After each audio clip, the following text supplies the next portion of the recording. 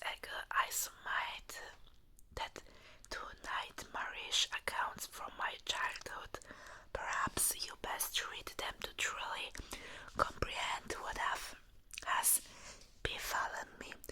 I had been compelled to silence, gripped by the irrational fear that somehow, even after all of these years, should I speak of it, that those things would seek me out and once again wreak havoc on my life. In the name of science and reason, I confronted those fears and set out to vanquish those tormented memories once and for all by sharing them with others, exposing them for what I believed they were, the delusions of a troubled child. I have held onto my skepticism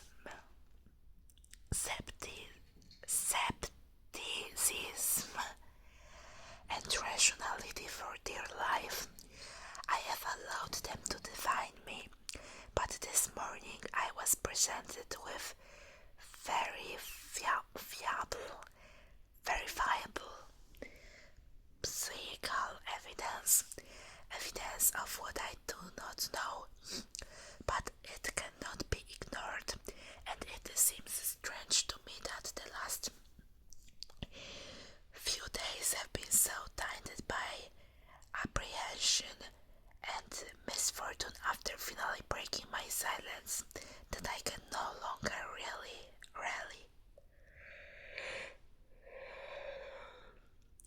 open entirely conventional explanations.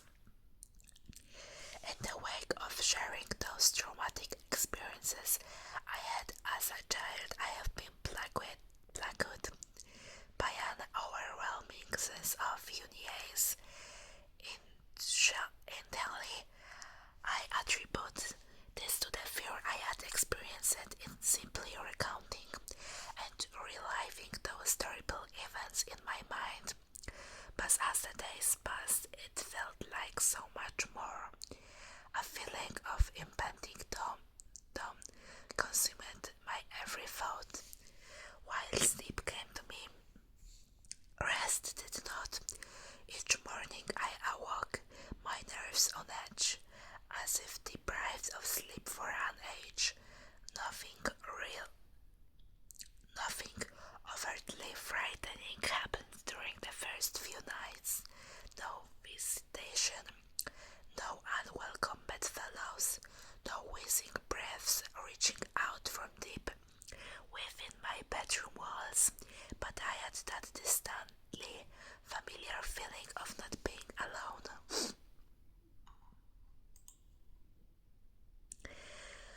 Do not misunderstand, I did not sense someone in the room with me. I did not hear, smell, or feel anything remotely supernatural, but throughout my days and nights I have sensed something subtle, almost on the periphery of my awareness, the feeling that something is on its way, something is coming, like the first few stagnant blasts of air from a subway tunnel, heralding the arrival of a lurching, unstoppable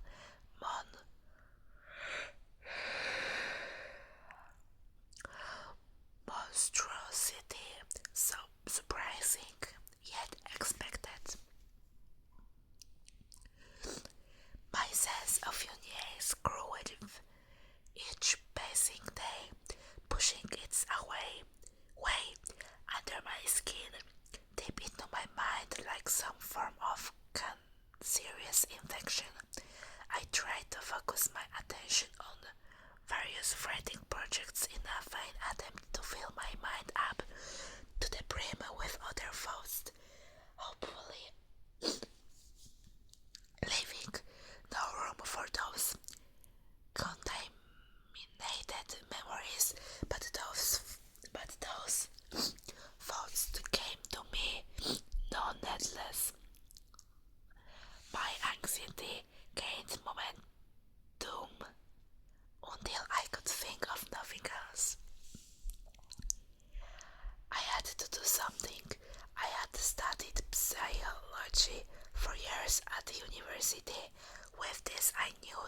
anxiety is often the result of a loss of control, and that one of the most effective ways to combat it is to empower oneself. This is what I intended to do. Call it foolhardy, but I was going to go back to that place, that house where those terrible events took place. I was going to confront those memories and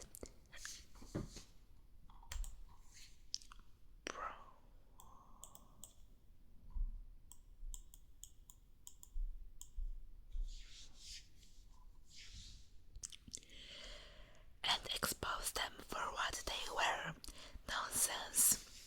It was an hour's drive to my old home, but it was one filled with elation. I was confident, at ease, happy. I was in control now, and nothing was going to get in my way from showing that the place I had feared my entire life was nothing but an average, humdrum, harmless little suburban house.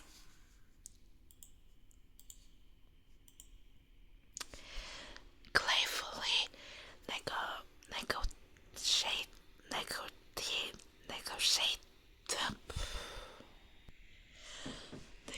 negotiating the country roads and then motorway. Finally, I made it to the city. Gradually, the streets began to take on a familiar appearance. Memories of playing in that neighborhood came floating back to me. A play park with my favorite slide and ash beach where we used to play football. My schoolyard filled with hide and seek and friendships long since abandoned, but never forgotten. My mind wandered through those memories like a prodigal son walking home, wandered so much so that before I realized it, I was pulling into the street where I had once lived. The road was long out, disappeared far into the distance, finally entering into a sharp blind turn. It was an old neighborhood and had been planned and built long before the advent of the car. This was evident by the narrowness of its roads, creating a strangely claustrophobic feeling, as if the houses on each side rose up, leering at passers-by.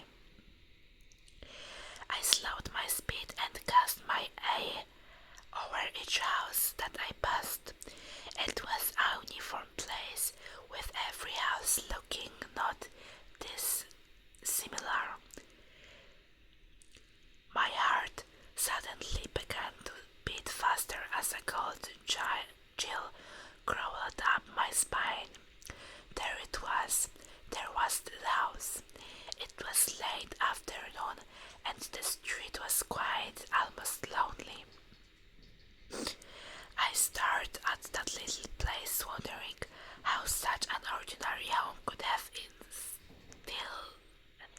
instilled so much fear in me.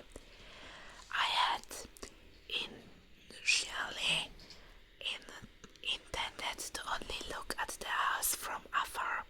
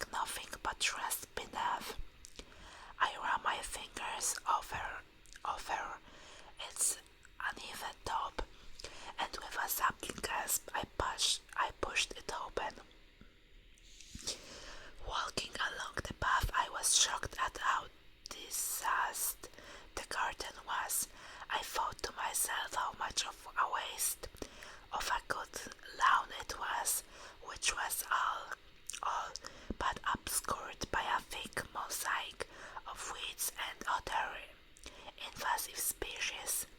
But as I neared the house, I realized why it was unoccupied. Once again, a shudder crept through me, but as my anxiety rose up, I crushed it with my rational mantra. The simplest of explanations is usually the correct one.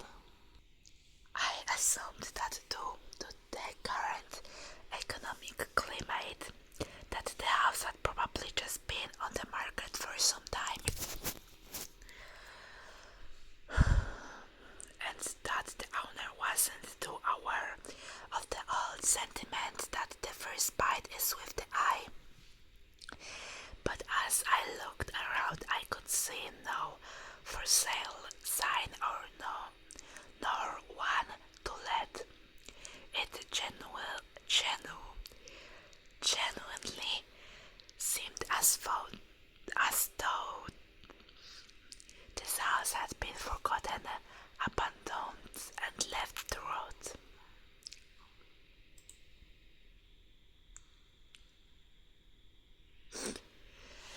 The windows at the front of the house were filthy and, as such, almost impossible to see through, but as I wandered around to the back of the building, I could see more clearly inside. I would have imagined that a house such as this one would be empty, but on the contrary, it was entirely occupied by the trappings of a modern life. I could see a television sitting in the living room corner, a coffee table with magazines strewn across it, various pieces of furniture sitting as if ready to be used, and a couple of coffee cups sitting on the windowsill, still full, covered in mold. I would have thought the house was lived in if it was not for a thick layer of dust lying over everything, accompanied by the occasional spider's web. It seemed as though the most recent occupants had left in a hurry and never returned, clambering through a sea of waist-high grass and bushes. I eventually arrived at that close little window at the back of the house.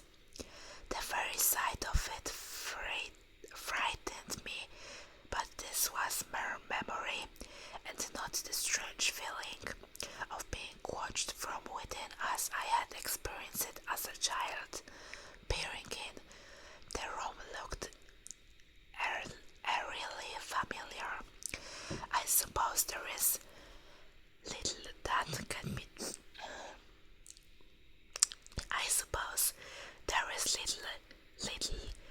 can be done with a room so small, so oddly narrow, but through the dirt-covered glass, the room looked almost a church.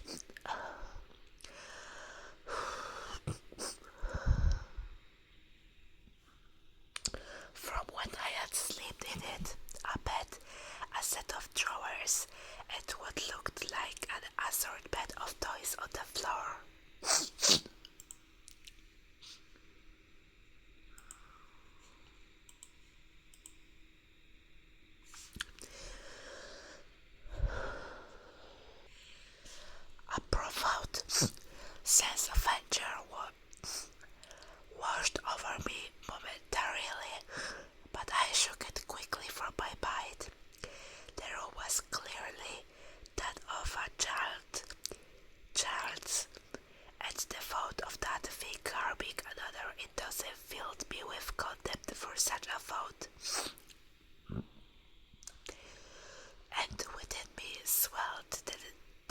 desire to protect any child from such an abomination.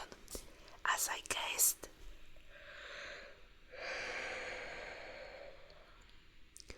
at that wall, of which a bed lay alongside it, the hairs on the back of my neck stood up for a moment, and it was for only the slightest. I thought I saw the blanket on top of the bed move. More than that, through the window pane, I could have sworn I heard a wheezing gasp. Closing my eyes tightly, I repeated another scientific mantra. Science does not owe its depths to imagination. Opening my eyes, I saw nothing but an empty bedroom, no false spirits, no unearthly things, just a room, no more, no less. I breathed a sigh of relief as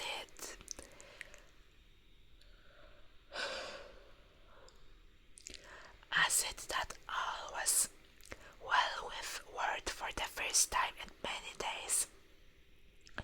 You may think that it was wishful thinking, but I genuinely felt that I had shown myself that there was nothing to be scared of, other than my overactive imagination. It was starting to get dark and I wanted to be home before the night. Filled with confidence, and now that my anxieties were behind me, there was one last thing I needed to do. When we had left that house, we did so in a hurry. As a child, it was disorientating, even frightening, to leave everything I knew behind. But there was one thing left which I always wondered about. At the bottom of the garden stood a sycamore tree which looked to be even older than the house. I was amazed at how unchanged it was.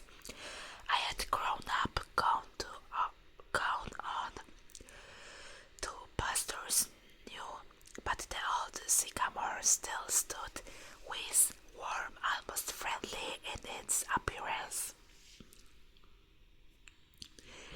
I think it's a rite of passage for any child to have a place to hide things. It's often their first experience with independence, something removed from any authority figure. For me, my stash was halfway up the old sycamore. I'm sure I must have looked like a fool, but I happily and gleefully climbed the tree with abandon.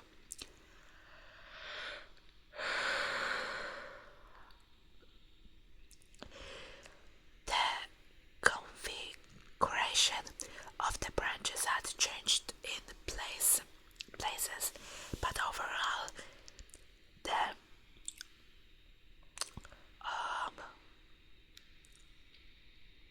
happy memories of playing amongst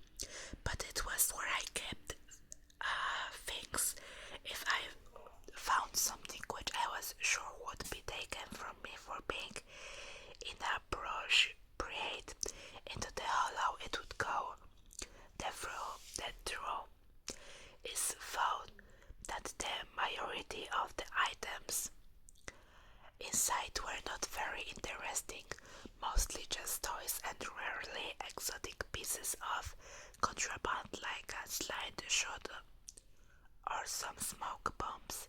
I had no reason to hide the toys, but when I was young it felt adventurous to have a secret. The hollow was dark and filled halfway with rotting leaves, no doubt deposited there from countless autumns. Nevertheless, I reached deep inside to see what remained. I couldn't believe it. I had found a toy that I had hidden there before we moved all those years ago. I could feel the plastic in my hand, its sharp edges unmistakable, but the leaves and the darkness of the hollow obscured its view from me as I struggled to remove it from the thick, wet mixture of rotting leaves and rainwater. It seemed to be engulfed amongst a collection of small twigs. The reason I was so excited was that I knew when we moved then that I had left one of my favorite toys behind, a small plastic First World War British soldier. It may not sound like much,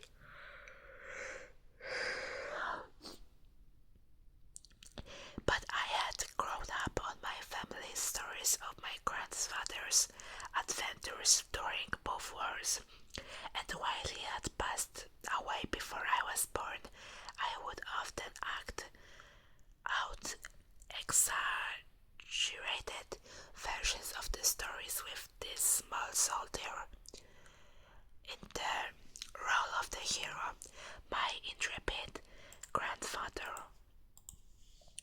At the time I thought a hollow the perfect hiding place for a soldier. My delight, however, quickly turned to a horror.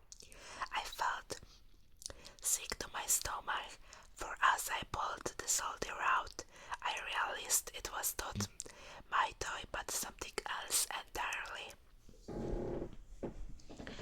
Stuffed into the back of the hollow amongst the sludge. And now in my head was the skeletal remains of a small animal, the bones crunched together in my grip as the few small flakes of hair and flesh left on it putrefied between my fingers. I almost lost my balance as the rodent and potent smell of death escaped through my moist grasp, invading my senses. I climbed back down carefully to check that there was nothing else in the hollow. My toy was gone, probably taken by another child during the subsequent years. What remained of the poor animal I buried under some loose earth in the garden. I left that place immediately. Despite my unfortunate encounter in the hollow, I still felt empowered that I had actually plucked up the courage to revisit that place to see how ordinary it really was. Made me feel in control once more of my faculties. I did not at that time require anything other than a conventional explanation. I said goodbye to the old neighborhood, to that bad memory once and for all, and began to make my way home. By the time I had driven onto the motorway, something had begun to filter through from the back of my subconscious. At first I disregarded it, dismissing it as my imagination, but as the sun shone reason, I sensed the growing of a compulsion in me, an idea which seemed to have been born and not nurtured for no good reason, no rational, no sound, casual footing, but one which had to be followed at all cost. I must get home. I increased my speed, zipping sporadically between the slower cars on the motorway, looking in the rear view mirror, keeping an eye on what might be following. I had to get home. Again, I drove faster, constantly looking behind as if racing some unseen pursuer. 70, 80, 100 miles per hour. I tore along the road. I beeped, I yelled, the sweat lashed off of me. What was happening to me? Please, just let me go home. White-knuckled, I finally made it off the motorway and onto the country roads which would lead directly to my town. The roads were narrow and wound around the now bleak and ominous countryside. Darkness seemed to blanket the road in front of me. I turned my full beam on and breathed a sigh of relief to see a brief light again, even if artificial.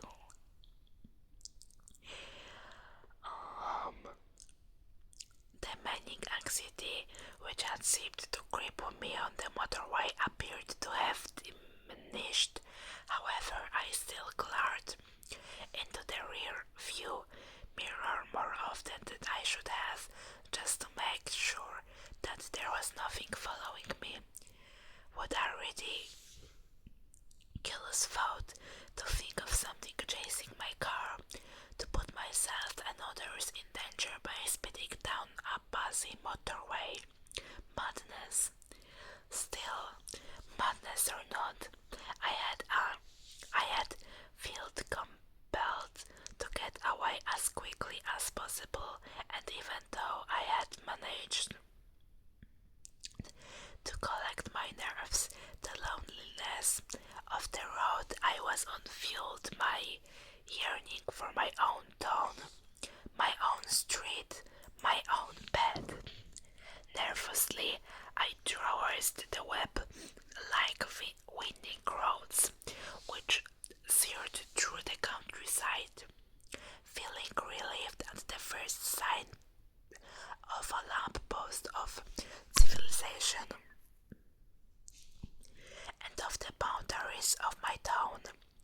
I pulled up outside of my house, switching the engine off, and sat for a moment in silence. I had to stop all of this nonsense, things coming out of walls, watchers 𝒑𝒂𝒄𝒊𝒂𝒍𝒔 had died, looking into someone's window like a prowler. All of this was lunacy. Tomorrow I would start afresh, no more writing about my childhood experiences, no more reliving of dread-filled nights, just getting back to normal, carrying out my work, spending time with my girlfriend, and most of all, reaffirming my belief, faith, and confidence in science and rationality. Then the thing in the back seat leaned over, grabbed me by the shoulder and breathed a full, rancid breath from deep inside its lungs down the back of my neck. I scrambled for the door, my arms flailing around looking for the lock. Fear possessed me, shook me. a fear I remembered all too well, a fear from all those years ago, lying awake at night in that stinking room. The inside of the car had grown much colder, but that was nothing compared to the icy fingers burrowing into my shoulder. I honestly thought I was going to die, that this thing would finally get its way after all this time. The door handle popped in my panicked grip and I fell out of the driver's seat onto the pavement. For the briefest of moments I thought I caught a glimpse of something in the back seat. 𝒔𝒂𝒎𝒄𝒊𝒂𝒍𝒔, the form of an old man, yet twisted and distorted, grinning from ear to ear. Luckily, there was no one around, as had there been I would have appeared a mouthful, for the car was empty. I grabbed the keys from the ignition and put the door shut, with my foot locking it for the night. I staggered down the path and into my house.